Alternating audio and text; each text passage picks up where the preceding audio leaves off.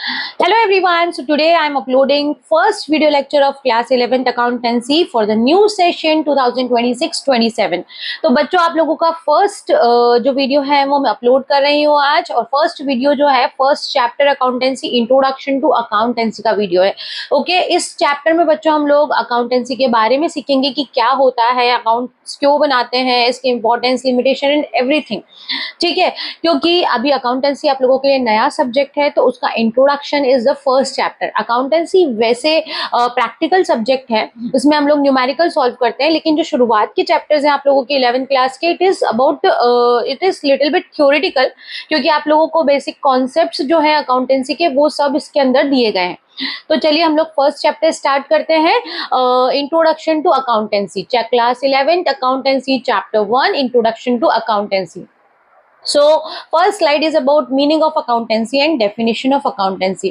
बच्चों ये जो दोनों टॉपिक है ना इसमें बहुत सिमिलैरिटी है, और जो आपका थर्ड टॉपिक है ना कैरेक्टरिस्टिक वो भी बहुत सिमिलर है। ये कुछ वर्ड्स आप लोग समझोगे तो तीनों चीजें आपको समझ में आएंगी। ठीक है, चलिए स्टार्ट करते हैं। तो सबसे पहले जब आप अकाउंट्स बनाते हो है ना, अकाउंट्स की बुक आपको मेंटेन करनी पड़ती है। सबसे पहले तो क्यों मेंटेन करते हैं ये पता करो। तो अकाउंट्स की बुक, जैसे कि एक बिजनेसमैन होता है ना, वो डेली में कई सारी चीजें करता है, जैसे कि गुड्स बेचता है, खरीदता है, कई सारे खर्चे करता है, कुछ इनकम होती है, ऐसे कई सारी चीजें होती हैं। तो उसको भैया क्या होता है कि उसको लिखना पड़ता है। क्यों लिखना पड़ता है? क्योंकि उसको पता चले कि एक्चुअल में कितना प्रॉफिट या कितना लॉस हो रहा है, उसकी फाइनेंशियल पोजीशन क्या है, उसके पास कितनी एसेट्स हैं, लाइबिलिटीज हैं, तो सारी चीजों का रिकॉर्ड मेंटेन करने के लिए उसको लिखना पड़ता है। अब देखो, एक बिजनेसमैन है, वो दिन भर में कई बार चीजें बेच रहा है, कई बार खरीद भी रहा है, कई बार खर्चे कर रहा है, तो इतना सारा वो याद तो नहीं रख सकता। इसीलिए हम अकाउंट्स की बुक में चीजों को लिखते हैं, ठीक है, ताकि वो चीजें उसको याद रहे और एंड ऑफ ऑल वो प्रॉफिट और लॉस का पता कर सके। ठीक है, तो अब अकाउंट्स की बुक में क्या लिखना है? आइडेंटिफाइंग, ये जो वर्ड है ना आइडेंटिफाइंग, आइडेंटिफाइंग का मतलब क्या है कि अकाउंट्स की बुक में क्या लिखना है, सबसे पहले ये आइडेंटिफाई करो।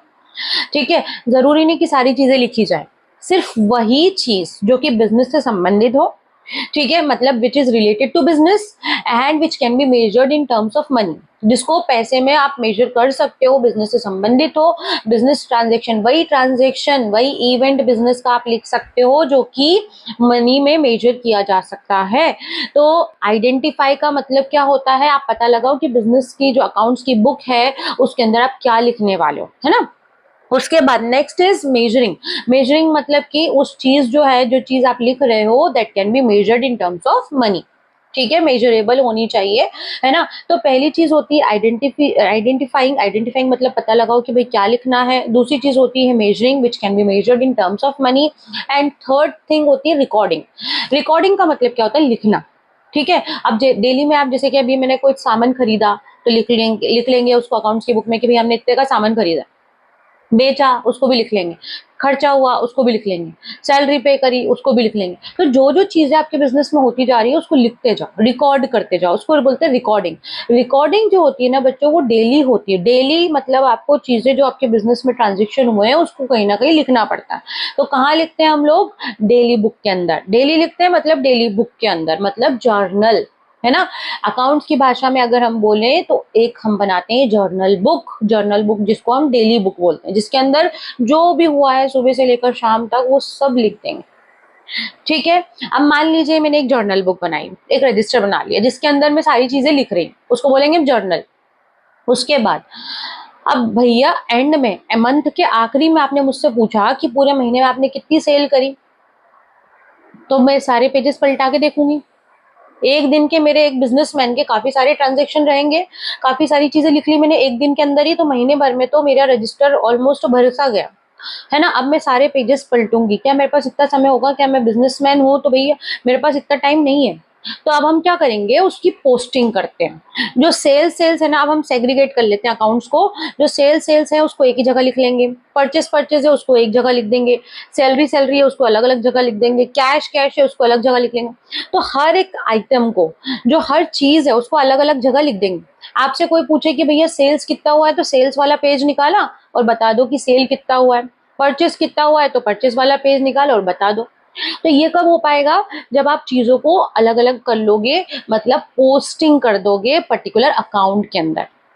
जो अलग हम अलग चीज बनाते हैं ना, अलग उसको मेंटेन करते हैं ना रिकॉर्ड को, उसको हम बोलते हैं अकाउंट। ठीक है, तो परचेस का एक अलग अकाउंट बना लोगे, सेल्स का एक अलग अकाउंट बना लोगे, मोहन नाम का बंदा है जो हमसे उधार में सामान खरीदता रहता है, उसका एक अलग अकाउंट बना लोगे, है ना। हम किसी से उधार में खरीदते हैं, उसका एक अलग अकाउंट बना लोगे, पता तो चले ना कितने का सामने वाले ने खरीदा है, कितने का हमने खरीदा है। तो सबका रिकॉर्ड मेंटेन करना पड़ता है। जर्नल एंट्री आपने बनाई, सबसे पहले आपने रिकॉर्डिंग करी, एक पर्टिकुलर जगह एक रजिस्टर के अंदर आपने रोज की चीजें लिखी।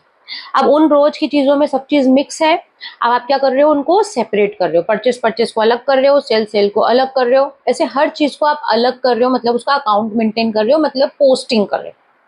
ठीक है, रिवाइज करते हैं। पहले क्या किया आपने, आइडेंटिफाइंग, सबसे पहले आपने पता लगाया कि क्या लिखना है। दूसरा मेजरिंग, मतलब कि वही चीज लिखना है विच can be measured in terms of money. तीसरी चीज क्या थी, रिकॉर्डिंग, मतलब कि आपको डेली में जो भी हुआ है आपके बिजनेस में transaction which can be measured in terms of money, जो आपको लिखना है डेली में जो हो रहा है वो आप एक जगह लिखेंगे, जिसको बोलते हैं आप जर्नल, डेली बुक, है ना। जर्नल के अंदर आप सारी चीजें लिख लेंगे डेली की। उसके बाद नेक्स्ट क्या हो गया, पोस्टिंग। पोस्टिंग मतलब कि जो डेली की चीजें लिखी हैं उनको आपने एक सेपरेट सेपरेट अकाउंट में हर चीज को डाल दिया, उसको बोलेंगे पोस्टिंग। ठीक है, तो आपको कितनी चीजें पढ़ा दी मैंने, आइडेंटिफाइंग, उसके बाद मेजरिंग, रिकॉर्डिंग, पोस्टिंग। ठीक है, अब भाई हमने सबके अलग अलग अकाउंट बना लिए, है ना। अब उसके बाद वो जो अकाउंट्स आएंगे, क्योंकि बिजनेस में काफी सारी टर्म्स रहती है, परचेज हो गया, सेल्स हो गया, कैश हो गया, सैलरी, वेजेस, टेलीफोन एक्सपेंसेस, ऐसे कई सारे आइटम रहते हैं। तो पोस्टिंग, वो लेजर अकाउंट भी बहुत सारे बनेंगे, है ना। लेजर पोस्टिंग अपन कहाँ करते हैं, लेजर में, ये नहीं बताया था ना मैंने, पोस्टिंग कहाँ करेंगे, लेजर में। डेली बुक्स कहाँ, डेली की जो एंट्री है वो कहाँ रिकॉर्ड करेंगे, जर्नल में। जर्नल में रिकॉर्डिंग करते हैं, लेजर में पोस्टिंग करते हैं, लेजर। ठीक है, अब इनके चैप्टर्स आएंगे ना तब आप डिटेल में समझोगे, अब इतना समझो, रिकॉर्डिंग कहाँ करेंगे, जर्नल में, पोस्टिंग कहाँ करेंगे, लेजर के अंदर। अब देखो अकाउंट्स भी बहुत सारे हैं, अब आपको और भी छोटा चाहिए, समरी चाहिए बिल्कुल, है ना। तो समरी के लिए आप क्या करोगे, एक और अकाउंट बनाओगे, एक और स्टेटमेंट जैसा बनाओगे, जिसको बोलते हैं हम ट्रायल बैलेंस। ट्रायल बैलेंस के अंदर जैसे आपने परचेस का अकाउंट बनाया, परचेस के अकाउंट में आपने शुरुआत से लिखा है 1 तारीख को खरीदा, 4 तारीख को खरीदा, 5 तारीख को खरीदा, ऐसे आप डेली का आपने लिखा है परचेस परचेस परचेस। आखिरी में, महीने के आखिरी में या साल के आखिरी में आपने कितने का खरीदा, मान लीजिए आपने 3 लाख रुपए का सामान खरीदा, तो उस 3 लाख रुपए को आप एक 3 लाख, सिर्फ 3 लाख का परचेज आप कहाँ लिख दोगे, ट्रायल बैलेंस। तो ट्रायल बैलेंस एक क्या है, समरी ऑफ अकाउंट्स है, जिसमें कि हमने हर अकाउंट की समरी, मतलब कि सिर्फ शॉर्ट जो लास्ट का अमाउंट है सिर्फ वही डालेंगे उसके अंदर।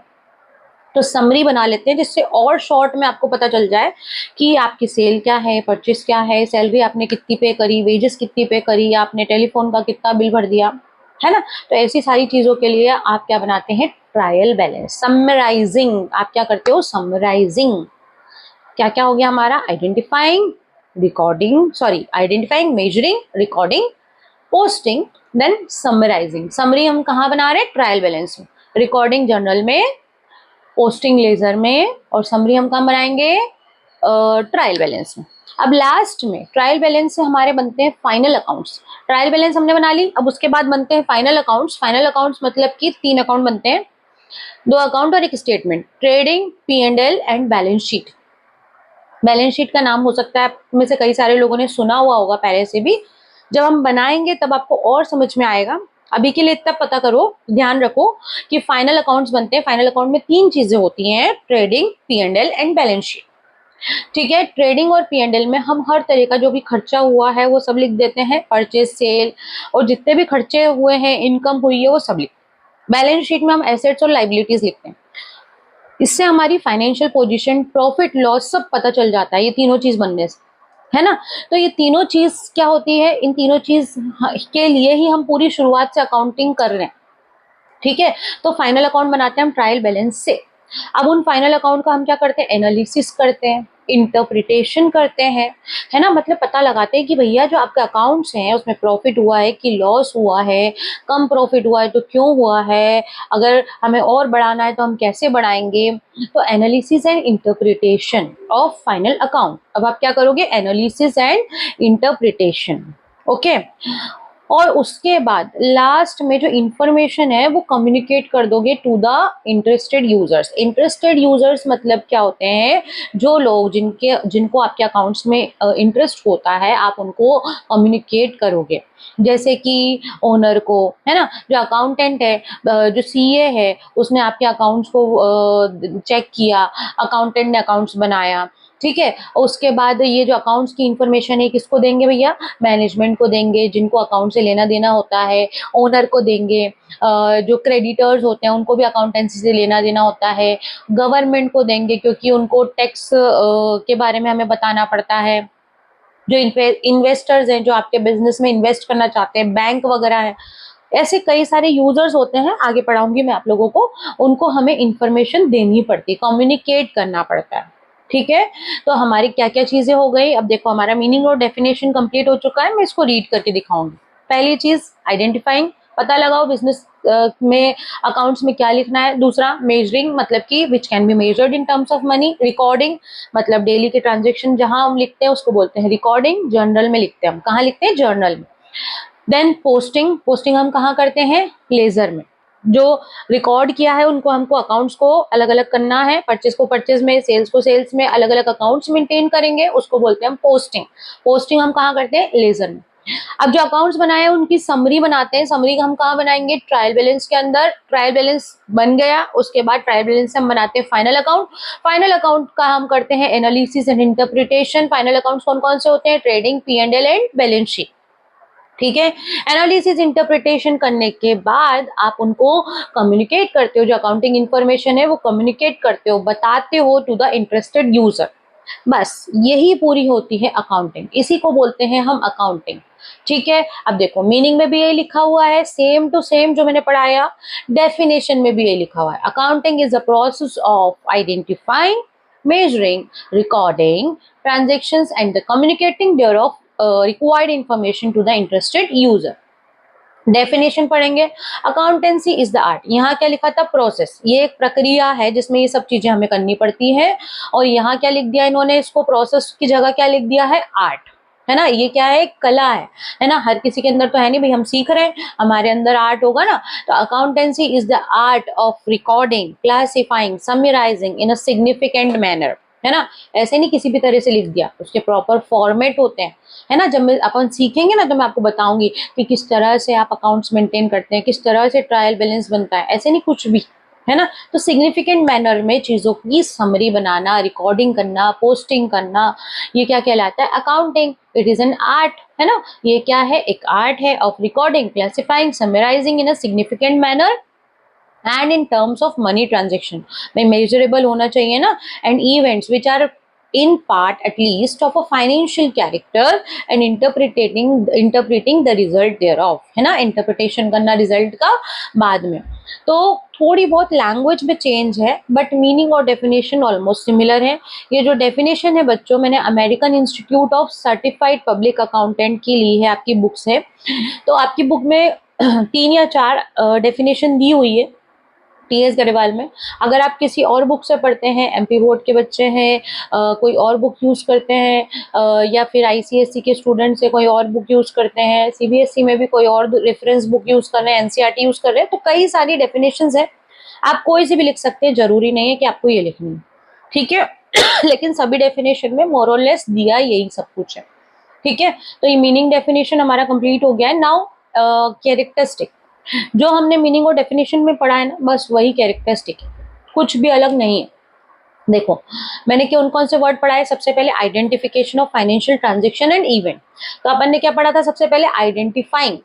तो ये वही चीज है कि अकाउंट में सिर्फ वही चीजें लिखी जा सकती हैं जो फाइनेंशियल कैरेक्टर की होती हैं, जो कि मनी में मेजर की जा सकती हैं। पहला पॉइंट वही है कि भैया अकाउंटेंसी में आप क्या लिखते हो, वही चीजें लिखते हो जो बिजनेस से रिलेट करती हैं, जो मनी में मेजर की जा सकती है, सिर्फ वही चीजें अकाउंटेंसी में लिखी जाती है।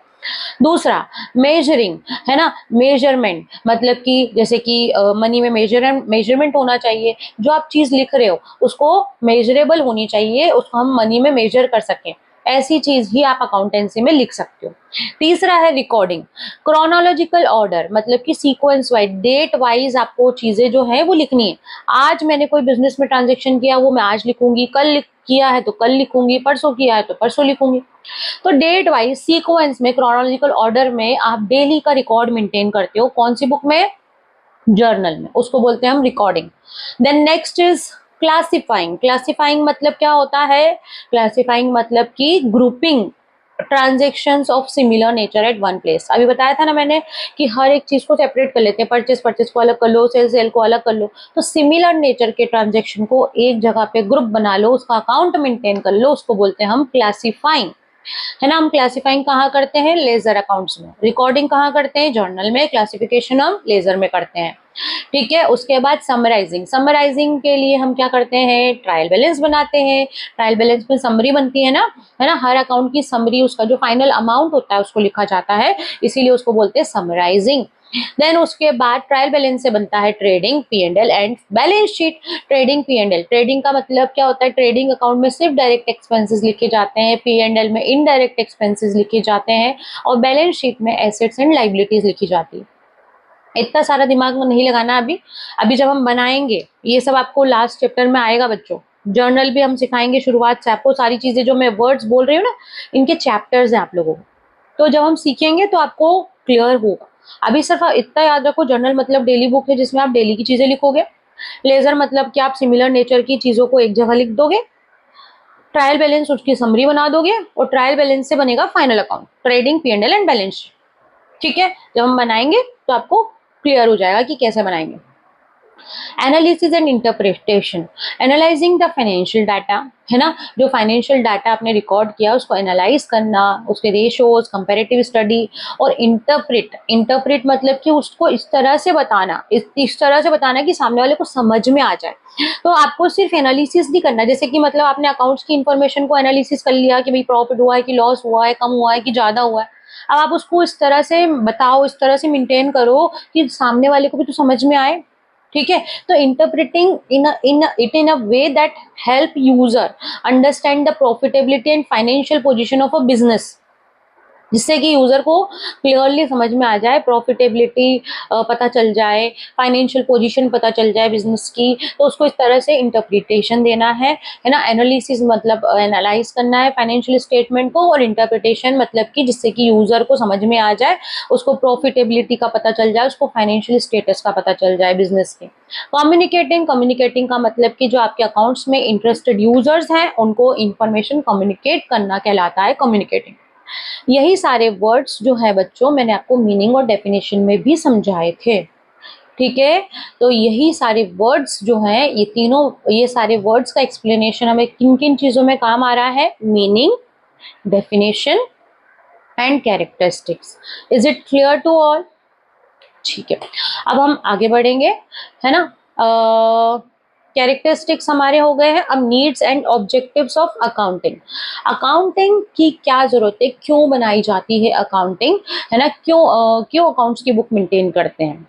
तो भाई मेंटेनिंग सिस्टमेटिक अकाउंटिंग रिकॉर्ड, आपको एक जगह पे सिस्टमेटिक सारे रिकॉर्ड मिल जाते हैं, ठीक है। प्रिवेंटिंग ओमिशंस एंड एरर्स, है ना, गलतियां ना हो, कोई भूल चूक ना हो, इसलिए हम अकाउंटिंग करते हैं भाई, है ना। जैसे कि मान लो मोहन नाम का एक बंदा है जो हमसे उधार में सामान खरीदता है, ठीक है। अब उधार में सामान खरीद रहा है, अब आपको याद रखने की जरूरत है, आज भी उसने उधार में खरीदा, कल भी खरीदा, परसों भी खरीदा, हो सकता है कुछ पेमेंट बीच में कर दिया। आपको याद रखना पड़ेगा ना कितना पेमेंट उसका ड्यू है, तो उसका अकाउंट्स बनाना पड़ेगा, उसका रिकॉर्ड रखना पड़ेगा। तो ऐसे सिर्फ मोहन नहीं, ऐसे काफी सारे लोग होंगे जिनसे आप उधार में खरीदते हो, या जो आपसे उधार में खरीदते हैं, या फिर बहुत सी ऐसी चीजें हैं जो परचेज है, सेल्स है, जो जो आपको याद रखनी होती है। तो उसके लिए आप सिस्टमेटिक अकाउंटिंग रिकॉर्ड बनाते हो, जिससे कि कोई गलती ना हो, ओमिशन ना हो, मतलब आप कुछ चीज भूल ना जाए, कुछ एरर ना हो। कैलकुलेटिंग प्रॉफिट लॉस, अब बिजनेस करने का मेन उद्देश्य क्या होता है? प्रॉफिट कमाना। तो आपको पता तो होना चाहिए ना कि आपके बिजनेस में प्रॉफिट हो रहा है कि लॉस हो रहा है, कितना हो रहा है। तो ये सब देखो, एक व्यापारी होता है, वो दिन भर सामान बेचता है, खरीदता है, अगर वो सब अकाउंट्स के रिकॉर्ड नहीं मेंटेन करेगा ना, उसको बिल्कुल पता नहीं चलेगा कि उसको कितना प्रॉफिट हो रहा है, कितना लॉस हो रहा है। इसलिए अकाउंट्स बनाना जरूरी होता है। एसर्टनिंग फाइनेंशियल पोजीशन, आपको पता करना चाहिए, पता होना चाहिए कि बिजनेस की फाइनेंशियल पोजीशन क्या है, बिजनेस के पास कितनी एसेट्स, संपत्तियां हैं, है ना। जैसे एसेट्स मतलब क्या होता है, जैसे कि मशीन, फर्नीचर वगैरह, बिल्डिंग, तो कितनी एसेट्स है, कितनी लाइबिलिटीज है, कर्जे वगैरह, बिजनेस में जो प्रोपराइटर है उसने कितनी कैपिटल लगाई हुई है। तो ये सब चीजें कहाँ से पता चलती है आपको, बैलेंस शीट्स। तो जब अकाउंट्स बनाओगे तभी तो पता चलेगा ना कि किस पोजीशन में है हमारा business. Providing accounting information to users, अब देखो मान लो अगर हमें लोन चाहिए, बैंक से लोन चाहिए, तो बैंक वालों को आपके अकाउंट्स दिखाने पड़ते हैं ना, कि भाई बैंक वालों को पता होना चाहिए कि आप पे करने की स्थिति में हो या नहीं हो। तो वो कैसे मानेंगे, जब वो आपके अकाउंट्स देखेंगे। ठीक है, गवर्नमेंट को आप टैक्स पे करते हो, तो टैक्स, कभी कभी इनकम टैक्स की रेट पड़ती है, सुना है ना। तो भाई इनकम टैक्स की रेट पड़ती है, आप कैसे जस्टिफाई करोगे, प्रूव करोगे कि भाई हमने सही टैक्स भरा है। आपके अकाउंट्स मेंटेन रहते हैं, गवर्नमेंट आपके अकाउंट्स देखेगी, इनकम टैक्स ऑफिसर आपके अकाउंट देखेगा, फिर पता लगा लेगा कि भाई इन्होंने सही टैक्स पेमेंट करा है या नहीं करा है ना, कि टैक्स की चोरी हो रही तो नहीं कर रहे हैं। तो अकाउंटिंग इंफॉर्मेशन आपको यूजर्स को देनी पड़ती है। इंटरनल, इंटरनल मतलब कि हमारे बिजनेस के अंदर कौन कौन यूजर हो सकते हैं, मैनेजमेंट, ओनर, किसी को भी जरूरत पड़ सकती है ना, एम्प्लॉयज। एक्सटर्नल, एक्सटर्नल कौन है, जो बाहर के लोग हैं, गवर्नमेंट, बैंक्स, इन्वेस्टर्स। तो इस तरह के लोगों को हमारे अकाउंट्स की इंफॉर्मेशन की जरूरत होती है। जब आप अकाउंट्स बनाओगे तभी तो उन्हें इंफॉर्मेशन दोगे। असिस्टिंग द मैनेजमेंट, अब देखो अकाउंट्स बन गए, मैनेजमेंट अपना काम कर रहा है, ठीक है। अकाउंट्स बन गए, तब पता चला कि प्रॉफिट हुआ भैया, तो प्रॉफिट हुआ, अच्छी बात है। तो मैनेजमेंट को हम बताएंगे तो वो आगे और अच्छी कुछ प्लानिंग करेंगे कि भाई प्रॉफिट और बढ़ जाए। अगर मान लीजिए लॉस हुआ तो मैनेजमेंट को बताएंगे, तो भैया वो वर्क ऑन करेंगे ना कि क्या गलतियां रह गई, कैसे काम ठीक से नहीं हुआ, तो काम ठीक से करवाएंगे। तो मैनेजमेंट को असिस्ट करने के लिए, गाइड करने के लिए उनको फाइनेंशियल डेटा प्रोवाइड किया जाता है, जिससे कि आगे के डिसीजन लिए जाते हैं, प्लानिंग की जाती है, कंट्रोलिंग की जाती है कि भैया आगे हम कैसे क्या करेंगे तो हमारा बिजनेस का प्रॉफिट जो है वो और बढ़ जाएगा। Meeting legal requirements, legal formalities के लिए भी हमें हमारे अकाउंटिंग रिकॉर्ड्स की जरूरत पड़ती है, तो उसके लिए भी आपको अकाउंट्स बनाने की आवश्यकता होती है। ठीक है, तो नीड्स एंड ऑब्जेक्टिव, इन सारे जो रीजंस है उसकी वजह से हम अकाउंट्स बनाते हैं। Next is function. फंक्शन क्या होता है, जो आपने ऑब्जेक्टिव पढ़े हैं, काफी कुछ सिमिलर पॉइंट है, फटाफट पढ़ लेते हैं। Maintaining complete and systematic record, यही फर्स्ट पॉइंट था आपका ऑब्जेक्टिव में, कि भाई पूरे कंप्लीट और सिस्टमेटिक रिकॉर्ड्स मेंटेन करने के लिए आप बनाते हैं अकाउंट्स। तो अकाउंटिंग का फंक्शन क्या है, काम क्या करता है, अकाउंटिंग क्या करता है, रिकॉर्ड्स बनाता है, सिस्टमेटिक रिकॉर्ड्स बनाता है, जिससे कि कोई गलती ना हो, ऑर्गेनाइज्ड मैनर में सारी चीजें लिखी हुई। Preparation of financial statement, financial statement भी बनाता है भाई। अकाउंटिंग में हमें फाइनेंशियल स्टेटमेंट पता चलते हैं, जैसे कि profit and loss, profit and loss account बनता है, जिससे कि हमें नेट प्रॉफिट या नेट लॉस का पता चलता है। बैलेंस शीट, बैलेंस शीट से हमें एसेट्स और लाइबिलिटीज का पता चलता है। Communicating the financial results to various parties, communicate करना, वही चीज मैंने आपको बार बार बताई हुई है कि भाई इंटरेस्टेड यूजर्स जो हैं उनको इंफॉर्मेशन की जानकारी देता है। Accounts protecting the assets of business, है ना, मतलब कि आपको जानकारी मिलती है तो आपको पता, आप अपनी एसेट्स को पता कर पाते हो, प्रोटेक्ट कर पाते हो, है ना, प्रॉपर कंट्रोल रख पाते हो। जैसे कि आपके पास कितनी एसेट्स हैं बिजनेस के अंदर, कैश इन हैंड कितना है, बैंक बैलेंस कितना है, इन्वेंट्री मतलब स्टॉक, डेटर कितने हैं। तो इन सब चीज़ों पे आप प्रॉपर कंट्रोल तभी रख पाओगे जब आपको पता होंगी। असिस्टेंस टू मैनेजमेंट, ये हमने ऑब्जेक्टिव में भी पढ़ा है कि मैनेजमेंट को गाइड करता है ताकि मैनेजमेंट आगे के डिसीजंस ठीक से ले पाए। Compliance of legal needs, legal needs मतलब कि लीगली भी अकाउंटेंसी की जरूरत बहुत जगह होती है, टैक्स वैक्स भरने के लिए, बैंक से लोन वगैरह लेने के लिए, है ना। तो ये सब चीजें आपको कैसे कर पाओगे आप, जब अकाउंट्स मेंटेन करोगे। तो अकाउंटिंग का ये काम है कि भैया ये सारी चीजें आप अकाउंटिंग से हो पाती हैं। Now next is importance of accounting, importance same objective और फंक्शन जो हमने पढ़े हैं उसके जैसे ही हैं, फटाफट से इसको भी पढ़ लेते हैं। सिस्टमेटिक रिकॉर्ड, दोनों हमने चीजों में ऑब्जेक्टिव और फंक्शन दोनों में पढ़ा है। अकाउंटिंग क्यों इंपॉर्टेंट है, क्योंकि हमें सिस्टमेटिक रिकॉर्ड मिल जाते हैं, प्रॉफिट लॉस का ठीक से पता चल जाता है, फाइनेंशियल पोजीशन पता चल जाती है, डिसीजन मेकिंग, जो मैनेजमेंट है वो ठीक से डिसीजन ले पाते हैं आगे के लिए, अगर उनको ठीक से हम असिस्टेंस देते हैं ना मैनेजमेंट को हेल्प करते हैं अकाउंट्स के लिए, बताते हैं हम अकाउंट्स कि भाई प्रॉफिट हुआ है कि लॉस हुआ है, तो आगे के डिसीजन वो ठीक से ले पाते हैं। एविडेंस इन लीगल मैटर्स में अगर कोई डिस्प्यूट्स हो, लड़ाई झगड़ा हो, है ना, तो हम हमारे अकाउंट्स हमारे प्रूफ होते हैं, तो लीगल मैटर्स में भी काम आते हैं। टैक्स कैलकुलेशन में काम आता है, टैक्स बनना पड़ता है आपको, जो कमाते हो उस पर टैक्स बनना पड़ता है, तो आप अकाउंट्स बनाओगे तो आपको प्रॉफिट लॉस पता चलेगा, तब आप उस पर टैक्स भर पाओगे। ठीक है, और लास्ट क्या था, useful for investors and creditor, जो आपके बिजनेस में इन्वेस्ट करना चाह रहे हैं वो लोग, जो आपको उधार में सामान बेचते हैं, क्रेडिटर्स मतलब जो आपको उधार में सामान बेचते हैं, तो उन लोगों को भी अकाउंट्स की डिटेल की आवश्यकता होती है आपकी, क्योंकि तभी तो वो आप पे ट्रस्ट कर पाएंगे ना कि आप उनका उधार चुका पाओगे या नहीं चुका पाओगे। तो ये सब चीज़ों से अकाउंट्स इसलिए इम्पोर्टेंट है, इन सब चीज़ों के लिए अकाउंट्स इम्पोर्टेंट है। लिमिटेशंस, अब अकाउंट्स की कुछ लिमिटेशंस मतलब कि कुछ बुराइयां भी होती हैं। कैसी? देखो, अकाउंट्स में सबसे बड़ी बात यह है कि हम सिर्फ फाइनेंशियल ट्रांजेक्शन मतलब कि जो चीज़ें मनी में मेजर की जा सकती हैं हम सिर्फ वही लिखते हैं, हम नॉन मॉनेटरी ट्रांजेक्शन नहीं लिखते हैं, जैसे कि एम्प्लॉयज़ की ऑनेस्टी, कस्टमर सेटिस्फेक्शन, तो कुछ चीज़ें इंपॉर्टेंट रहती हैं पर उनको हम नहीं लिखते हैं, बिल्कुल अवॉइड करते हैं। सिर्फ और सिर्फ वही चीज़ें लिखते हैं जो कि मनी में मेजर की जा सकती हैं। Based on historical cost accounting, record are usually based on past transaction not current market value.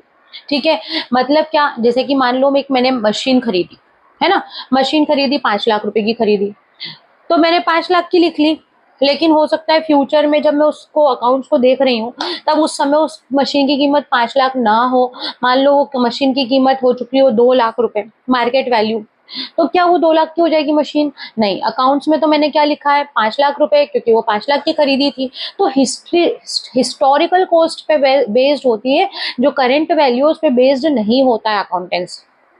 Possibility of manipulation, yes, manipulate भी किए जा सकते हैं अकाउंट्स में, कुछ गलत इन्फॉर्मेशन भी लिखी जा सकती है, जो एक्चुअल में हुआ है वो नहीं लिखे, हो सकता है कुछ मैनिपुलेशन हो। तो और विंडो ड्रेस्ड बाय मैनेजमेंट, कई बार मैनेजमेंट ऊपर ऊपर से इन्फॉर्मेशन देख ले और उसका सही उपयोग ना करे, ऐसा भी हो सकता है।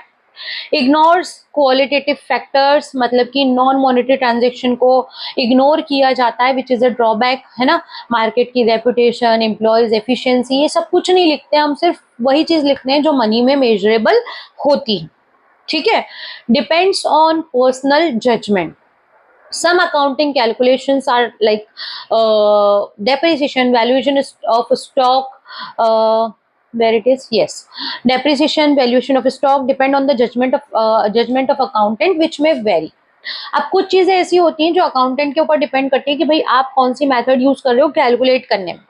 जैसे कि डेप्रिसिएशन होता है, वैल्यूएशन ऑफ स्टॉक होता है, आप किस वैल्यू को आप लिख रहे हो, तो it's totally depend upon accountant, which में वेरी, है ना, जिसकी वजह से थोड़ा बहुत वेरिएशंस आएंगे, डिफरेंसेस आएंगे, तो depends on personal judgement. So these are certain limitations of accountancy. Accountancy को मैनिपुलेट किया जा सकता है, अकाउंटेंसी विंडो ड्रेसिंग की तरह यूज की जा सकती है, अकाउंटेंसी में क्वालिटेटिव फैक्टर्स को नहीं लिखा जाता है, ओनली क्वांटिटेटिव फैक्टर्स को लिखा जाता है, ओनली फाइनेंशियल ट्रांजेक्शंस को लिखा जाता है। तो these are certain drawbacks of accountancy जो कि रहते हैं। Okay, now next is accountancy process और साइकिल। ठीक है, ये वही है बच्चों जो हमने प्रोसेस जो हमने शुरुआत में कैरेक्टरिस्टिक में पढ़े हैं, ये वही सारे पॉइंट है। Identification, recording, classifying, summarising, analysis, interpretation and communicating, ये सारे वही पॉइंट है जो कैरेक्टरिस्टिक है, वही एट्रीब्यूट्स है, वही अकाउंटिंग की प्रोसेस है, और वही मीनिंग है और वही डेफिनेशन। ये सारे पॉइंट्स आपको याद करना बहुत ज़रूरी है। इनसे आपकी कौन कौन सी चीज़ें क्लियर हो रही है, मीनिंग, डेफिनेशन, कैरेक्टरिस्टिक और accounting process. Now next is accounting process के बाद ब्रांचेस और सब फील्ड ऑफ अकाउंट्स। अकाउंट्स की कितनी ब्रांचेस होती है, आपके बुक में 3 ब्रांचेस दे रखी है। ठीक है, तो फर्स्ट इज फाइनेंशियल अकाउंट जो कि हम बनाएंगे, जिसमें कि हम क्या क्या बनाते हैं, trading P and L balance sheet, जिससे कि फाइनेंशियल स्टेटमेंट, फाइनेंशियल पोजीशन के बारे में आपको पता चलता है। तो फाइनेंशियल अकाउंटिंग क्या होता है, which is focuses on recording financial transaction and preparing financial statement. Financial accounting financial transaction को रिकॉर्ड करता है और फाइनेंशियल स्टेटमेंट बनाता है, जैसे कि trading P and balance sheet. Primarily for external users, its main object is to ascertain profit loss and financial position. इसका main उद्देश्य क्या होता है, प्रॉफिट लॉस का पता लगाना और फाइनेंशियल पोजीशन को पता लगाना कि फाइनेंशियल पोजीशन बिजनेस की क्या है। Second is cost accounting. अब ये जो कॉस्ट अकाउंटिंग है ना बच्चों, ये आप लोगों को, अगर आप लोग बीकॉम वगैरह करते हो ना, आगे जाके आप फर्दर स्टडीज करते हो, तो कॉस्ट अकाउंटिंग एक सेपरेट सब्जेक्ट आता है, ठीक है। और कॉस्ट अकाउंटेंट की एक पोजीशन भी होती है, पता है आपको, जिस जो एक जॉब पोजीशन होती है। तो कॉस्ट अकाउंटेंट बेसिकली क्या करता है, कॉस्टिंग, जो प्रोडक्ट होता है ना उसकी कॉस्टिंग पे वर्क करता है, उसकी अकाउंटिंग करता है। तो deals with ascertaining the cost of product, operations और activities. It helps management in cost control. Cost की बिल्कुल बारीकियों को लिखता है, वेरिएबल, फिक्स्ड कॉस्ट वगैरह, ये सारी बहुत सारी चीजें रहती है उसके अंदर, है ना, कि एक प्रोडक्ट जो है वो कितने में बनके तैयार हो रहा है, उसकी हर एक चीज उसमें लिखता है, डिटेलिंग, ठीक है। अब उस कॉस्ट से कंट्रोल कर सकते हो आप, कॉस्ट के बारे में पता कर सकते हो कि कहाँ ज्यादा पैसा लग रहा है, उसको कंट्रोल किया जा सकता है क्या। तो मैनेजमेंट को असिस्ट करता है कॉस्ट कंट्रोलिंग में, डिसीजन मेकिंग में, कि भाई प्रोडक्ट की प्राइस क्या होनी चाहिए, कितने में बन के तैयार हो रहा है, तो कितने में बिकना चाहिए। Next is management accounting. Focus is on providing accounting information to internal management.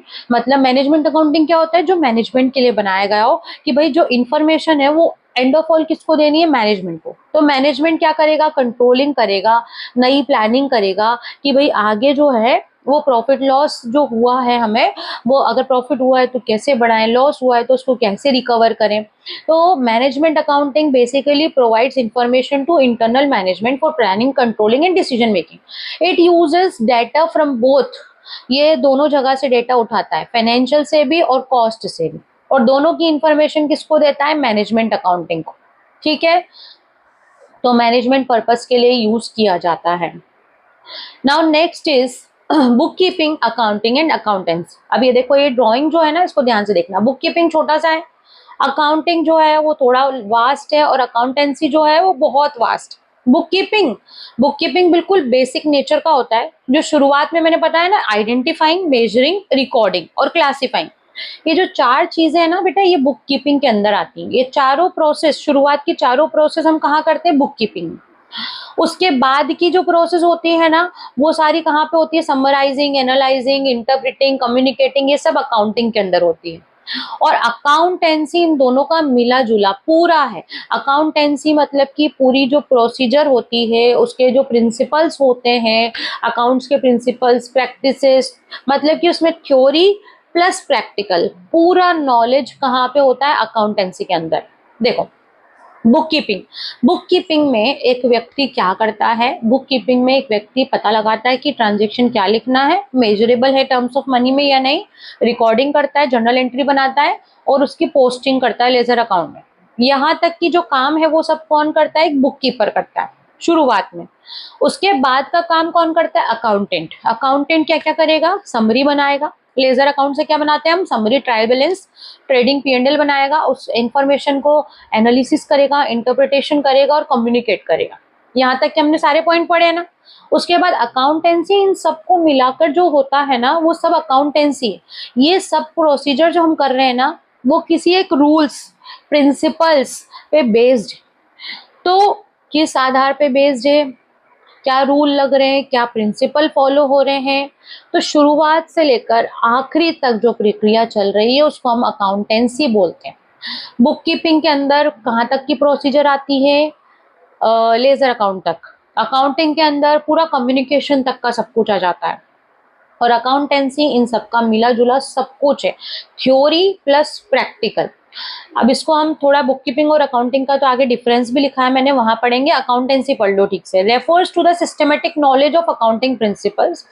Accountancy principles का पूरा knowledge, procedures, practices. It is the entire body of theory and practice of account. It tells us how to conduct accounting accounting is the practice based on theory provided by accountancy. Accountancy आपको theory देता है, मतलब कि rules regulations देता है, जिसको follow करके आप बनाते हो अकाउंटिंग।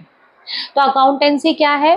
पूरा थ्योरेटिकल नॉलेज है जिसके बेस पे आप प्रैक्टिकल एप्लीकेशन करते हो। ठीक है, अब अपन पढ़ेंगे difference which is very important, book keeping और अकाउंटिंग का डिफरेंस। तो देखो, सबसे पहले बुक कीपिंग में हम क्या करते हैं, शुरुआत में मैंने बताया आइडेंटिफाइंग, मेजरिंग, रिकॉर्डिंग और क्लासिफाइंग। अकाउंटिंग में हम क्या करते हैं, उसके आगे की प्रोसेस, समराइजिंग समरी बनाते हैं, है ना, trial balance, trading, P&L and balance sheet. उसके बाद एनालाइजिंग, इंटरप्रिटिंग और कम्युनिकेटिंग। स्टेज, बुक कीपिंग सबसे पहले होती है। देखो, रिकॉर्डिंग पहले होगी, सबसे पहले आप पता लगाओगे बिजनेस में क्या लिखना है, मेजरिंग करोगे, उसको लिखोगे, रिकॉर्डिंग करोगे, पोस्टिंग करोगे, ये सब पहले होगा, तो इट इज प्राइमरी स्टेज। और इसके बाद ये अकाउंटिंग इसके बाद होता है, तो it is secondary stage. Objective, इनका ऑब्जेक्ट क्या होता है, सिस्टमेटिक रिकॉर्ड बनाना। और इनका ऑब्जेक्ट होता है फाइनेंशियल पोजीशन पता करना, प्रॉफिट और लॉस पता करना, क्योंकि ये क्या बना रहे हैं, फाइनल अकाउंट्स बना रहे हैं। Nature of job, this is job is routine in nature, भैया ये रोज बनाएंगे, डेली का रिकॉर्ड रोज ही रखेंगे। तो जो बुक कीपिंग का काम होता है ना, रूटीन नेचर का होता है, और ये जो होता है डायनेमिक नेचर का होता है। एक बार ये रूटीन नेचर का काम कंप्लीट हो गया साल भर का, उसके बाद अकाउंटेंट अपना काम करता है, समरी बनाता है, ट्रायल बैलेंस और ट्रेडिंग, P&L और बैलेंस शीट बनाता है।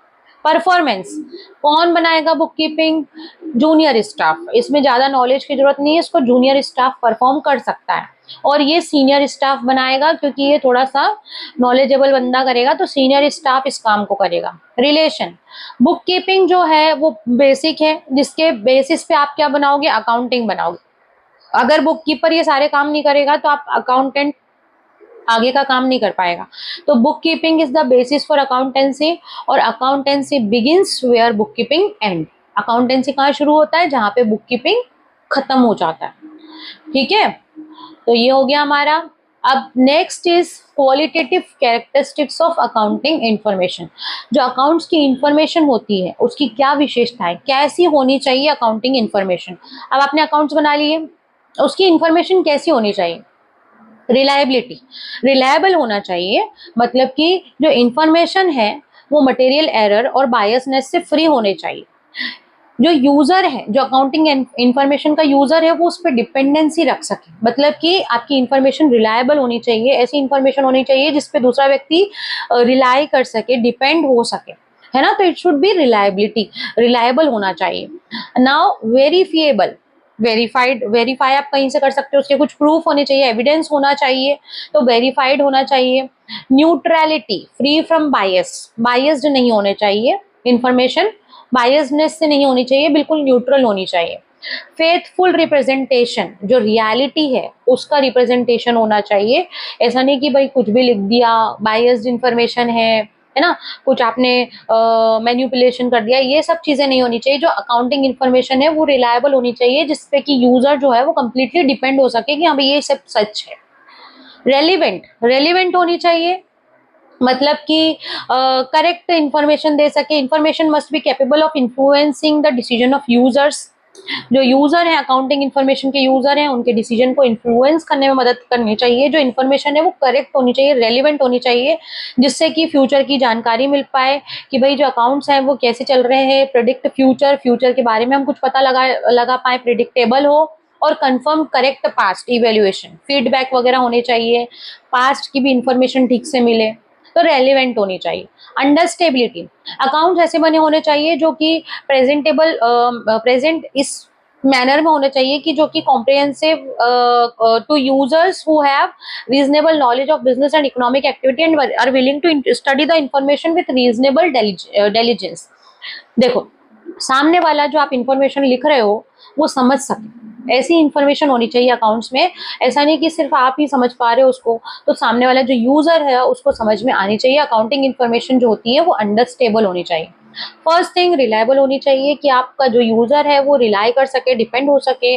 रेलिवेंट होना चाहिए, जिससे कि पास्ट और फ्यूचर का पता चल सके, फ्यूचर का हम पता लगा सकें कि प्रॉफिट होगा कि लॉस होगा, ये बिजनेस कैसा रहेगा, पास्ट की सारी जानकारी मिल पाए, अंडरस्टेबल होनी चाहिए कि भाई हमें पता लग पाए कि हाँ कि क्या बोल रहे हैं, इनके अकाउंट समझ में आ पाए ठीक से। कंपेरेटिबिलिटी होनी चाहिए, इसका मतलब हम प्रीवियस ईयर से या दूसरी फर्म से, दूसरे बिजनेस से भी हम कंपेयर कर पाए।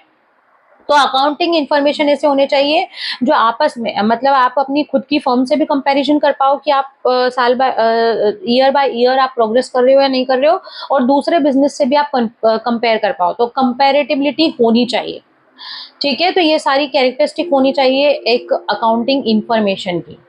Next, users of accounting information. अब अपन बार बार पढ़ रहे हैं ना कि कम्युनिकेट करना है accounting information to the users. अब यूजर्स कौन कौन है, देखो, इंटरनल यूजर्स और एक्सटर्नल यूजर्स। इंटरनल कौन कौन यूज करता है आपके अकाउंट्स को, मैनेजमेंट। मैनेजमेंट क्यों यूज करता है कि भाई प्रॉफिट हुआ है तो उसको आगे और बढ़ाना है, लॉस हुआ है तो उसको रिकवर करना है, आगे नहीं होना चाहिए। तो मैनेजमेंट जो होता है अकाउंटिंग इंफॉर्मेशन के बेसिस पे आगे के डिसीजंस लेता है, प्लानिंग करता है, कंट्रोलिंग करता है। तो मैनेजमेंट एक यूजर है। सेकेंड, ओनर, मालिक खुद, उसको पता होना चाहिए। ओनर, प्रोपराइटर, प्रोपराइटर मतलब भी ओनर ही होता है ना। बिजनेस में, अकाउंट्स में आप बार बार ये वर्ड पढ़ोगे, ओनर, प्रोपराइटर, है ना। तो प्रोपराइटर कौन है, बिजनेसमैन खुद, ओनर। पार्टनर्स, अगर पार्टनरशिप फर्म है तो पार्टनर्स, इनको पता होना चाहिए कि इनको प्रॉफिट हुआ है, लॉस हुआ है, इनकी फाइनेंशियल पोजीशन क्या है। एम्प्लॉयज एंड वर्कर्स, जो लोग हमारे ऑर्गेनाइजेशन के अंदर काम कर रहे हैं, हमारे बिजनेस के अंदर काम कर रहे हैं, उनको भी पता होना चाहिए कि हम प्रॉफिट में जा रहे हैं या लॉस में जा रहे हैं, ठीक है। क्योंकि अगर आप लॉस में जा रहे हो, कंटिन्यूस लॉस में जा रहे हो, तो जो एम्प्लॉयज है उनकी जॉब को भी खतरा है, उनकी सैलरी को भी खतरा है। हो सकता है आप बोलो कि नहीं, हमें तो प्रॉफिट ही नहीं हो रहा, हम इतनी सैलरी नहीं देंगे, है ना। एक्सटर्नल यूजर्स, एक्सटर्नल मतलब बाहर के लोग जो कि आपके अकाउंट्स में इंटरेस्ट रखते हैं। कौन कौन होते हैं, bank and financial institution. Banks and financial institution जो कि आपको लोन वगैरह प्रोवाइड करेंगे, ठीक है, तो वो आपके अकाउंट्स में ऑब्वियसली इंटरेस्टेड रहेंगे। Next, investors and potential investors. Investors कौन होते हैं, जो आपके बिजनेस में इन्वेस्ट करना चाहते हैं, पैसा लगाना चाहते हैं। तो वो लोग आपके बिजनेस में शेयर्स वगैरह, जैसे कंपनी वगैरह होती है बड़ी बड़ी, उसके कंपनी के हम शेयर खरीदते हैं, तो भाई पोजीशन अच्छी होगी तभी तो खरीदेंगे, अगर कंपनी लॉस में जा रही है तो नहीं खरीदेंगे। क्रेडिटर, क्रेडिटर मतलब वो लोग जो आपको उधार में सामान बेचते हैं। तो कोई भी आपको उधार में सामान कब बेचेगा, जब आप उसको रिटर्न करने की कैपेसिटी रखते हो। तो ये लोग भी हमारे अकाउंट्स में इंटरेस्टेड रहते हैं। गवर्नमेंट एंड टैक्स अथॉरिटीज, क्योंकि आप टैक्स पेयर हो, आप बिजनेस करते हो, आप कमा रहे हो, तो आप कितना टैक्स पर पे कर रहे हो, करोगे। अगर आप टैक्स की चोरी वोरी तो नहीं कर रहे, तो उसके लिए गवर्नमेंट भी आपके अकाउंट्स में इंटरेस्ट रखती है। रिसर्चर्स, रिसर्चर्स मतलब कौन, जो आपके बारे में, आपके बिजनेस के बारे में रिसर्च करते हैं। जैसे कि 12th क्लास में हम एक कंपनी पे रिसर्च करेंगे, है ना, उससे रिलेटेड अकाउंट बनाते हैं आप, कंपनी के डिटेल्स, डाटा को लेकर के आपका प्रोजेक्ट बनता है, तो आप रिसर्चर कहलाओगे ना। उस कंडीशन में आप उस कंपनी की रिसर्च करोगे, उसकी प्रॉफिट लॉस, उसके सारी चीजें आप डिटेल निकालोगे, रेशोज वगैरह निकालोगे, ठीक है। तो रिसर्चर्स भी अकाउंटिंग इंफॉर्मेशन में इंटरेस्टेड रहते हैं। कंज्यूमर, कंज्यूमर भी जो आपका प्रोडक्ट यूज कर रहे हैं, खरीद रहे हैं, उनको भी आपके अकाउंट्स में इंटरेस्ट होता है। पब्लिक, जनरल पब्लिक, है ना, पब्लिक भी to understand the enterprise contribution to the economy. अब कुछ लोग होते हैं ना, इकोनॉमी में आपका क्या कंट्रीब्यूशन है भैया बताओ, तो ऐसे लोग जो कुछ इंटरेस्टेड यूजर्स रहते हैं, जो आपके अकाउंट्स में इंटरेस्ट रखते हैं, तो ये सब लोग आपके अकाउंट्स में इंटरेस्ट रख सकते हैं। कुछ होते हैं इंटरनल, कुछ होते हैं एक्सटर्नल यूजर्स, ठीक है। अब ये हमारा लास्ट टॉपिक है इस चैप्टर का, सिस्टम ऑफ अकाउंटिंग, है ना। अकाउंटिंग का सिस्टम मींस द मेथड और procedure used to record financial transaction. देखो, दो सिस्टम होते हैं अकाउंटिंग के। आप जो है अपने बिजनेस में दो तरीके से रिकॉर्ड मेंटेन कर सकते हो, एक होता है सिंगल एंट्री और दूसरा होता है डबल एंट्री। सिंगल एंट्री का मतलब इनकम्प्लीट इंफॉर्मेशन, डबल एंट्री का मतलब जिसमें कंप्लीट इंफॉर्मेशन। एक सिक्का होता है, उसके डबल साइड होते हैं, डेबिट और सॉरी, एक सिक्का होता है, उसकी डबल साइड होते हैं, एक हेड और एक टेल। वैसे ही जो एक अकाउंट की इंफॉर्मेशन होती है ना, उसके भी दो साइड होते हैं। आपने अगर सामान बेचा है तो सामने वाले ने खरीदा भी है, ठीक है। तो हर एक सिक्के के दो पहलू होते हैं। वैसे ही अकाउंटिंग इंफॉर्मेशन के दो साइड्स होते हैं, एक डेबिट और क्रेडिट। तो अगर आप दोनों साइड लिखते हो तो उसको बोलते हैं डबल एंट्री सिस्टम। कुछ आया है तो कुछ गया भी होगा, है ना। तो हर चीज की दोनों साइड अगर आप मेंटेन करते हो उसको बोलते हैं डबल एंट्री सिस्टम। तो when a business buy goods, pay salary, receive cash, their transactions are recorded in proper accounting system. आप कोई भी ट्रांजेक्शन, कोई भी इवेंट करते हो, उसको लिखने का तरीका होता है। तो तरीके कितने होते हैं, सिस्टम कितने होते हैं, दो। एक होता है सिंगल एंट्री और एक होता है डबल एंट्री। अब हम अपन पढ़ेंगे सबसे पहले सिंगल एंट्री। डबल एंट्री पहले लिखा हुआ है। सिंगल एंट्री की स्लाइड कहाँ है, just a minute. Double entry, system of accountancy, double entry system, advantage, features. Single entry हमने नहीं लिखा है स्लाइड के अंदर। चलिए मैं आपको इसे समझा देती हूँ। डबल एंट्री सिस्टम समझ लो पहले। देखो, हर ट्रांजेक्शन के दो इफेक्ट होते हैं, एक होता है डेबिट और एक होता है क्रेडिट। जैसे मैंने बताया आपको, हर इस सिक्के के दो पहलू होते हैं, एक हेड और टेल। वैसे ही हर ट्रांजेक्शन का एक डेबिट होता है, एक क्रेडिट होता है। अगर आपने गुड्स खरीदे हैं, सामान खरीदे हैं, तो कुछ आया है तो कुछ गया है। सामान आया है, पैसा गया है, तो आपने दोनों चीजें अगर लिखी हैं तो उसको बोलते हैं हम डबल एंट्री सिस्टम। जो आया है वो भी लिखा है, जो गया है वो भी लिखा है ना। तो आपने हर एस्पेक्ट को लिखा है ट्रांजैक्शन के, उसको बोलते हैं हम डबल एंट्री सिस्टम। ये जो बैलेंस होता है ना, बैलेंस कब बनेगा, जब आया गया आपने दोनों लिखा है, ठीक है। तो double entry system, double entry system के फीचर्स क्या होते हैं, दोनों एक्सपेक्ट लिखते हैं। पर्सनल और बिजनेस अकाउंट सभी लिखा जाता है, मतलब कि नाम भी लिखेंगे, बिजनेस अकाउंट भी लिखेंगे, सारी इंफॉर्मेशन लिखेंगे। इससे करेक्ट फाइनेंशियल पोजीशन पता लगेगी, क्योंकि आप सब चीज लिख रहे हो, जो जरूरत की है वो सारी चीजें लिख रहे हो। Arithmetic accuracy can be checked through trial balance, arithmetic accuracy भी पता चल जाएगी। एडवांटेज क्या होते हैं बच्चों की, इसमें कंप्लीट इंफॉर्मेशन होती है, कंप्लीट प्रॉफिट लॉस पता चलता है, सही फाइनेंशियल पोजीशन पता चलती है, अगर कुछ गलती है तो वो भी पकड़ा जाती है। इस पे आप रिलायबल, मतलब कि जो यूजर है वो रिलाई कर सकता है, ये पूरे वर्ल्ड में एक्सेप्टेबल है। अब सिंगल एंट्री क्या होता है, single entry incomplete information. Single entry में ज्यादातर कैश ट्रांजैक्शन लिखे जाते हैं कि भाई कैश कितना आया कितना गया। जैसे कि आप लोग एक स्कूल में मान लीजिए एक मेला लगा हुआ है, उसमें स्टॉल लगाया आपने, मान लीजिए आप बेक समोसा बेच रहे हो उसके अंदर, तो कितना पैसा आया कितना गया आपने सिर्फ वो लिख लिया। अब क्योंकि आपने एक ही दिन स्टॉल लगाया था तो आपने उधार में बेचा ही नहीं, उधार में खरीदा ही नहीं, बस पैसा आया गया लिख लिया। तो ऐसी जगह आप सिंगल एंट्री यूज कर सकते हो। लेकिन डेली जब आप बिजनेस करते हो, है ना, आपका काम ही बिजनेस ही है आपका, तो आप उधार में भी खरीदोगे, उधार में बेचोगे, ठीक है। कई सारे ऐसे लोग होंगे जिनने आपको पहले से पैसा दे दिया होगा, कई सारे लोग ऐसे होंगे जिनका पैसा लेना बाकी है। तो आपको सारी इंफॉर्मेशन लिखनी पड़ती है बच्चों, करेक्ट प्रॉफिट एंड लॉस पता लगाने के लिए। सारी इंफॉर्मेशन जब आप लिखते हो उसको बोलते हैं डबल एंट्री सिस्टम। और सिर्फ एक ही चीज के बारे में अगर आपने लिखा है कि सिर्फ पैसा आया या गया के बारे में आपने लिख लिया, तो वो सिंगल एंट्री सिस्टम, उसको हम बोलते हैं इनकम्प्लीट रिकॉर्ड। इनकम्प्लीट रिकॉर्ड जो होता है वो जनरली सजेस्ट नहीं किया जाता है।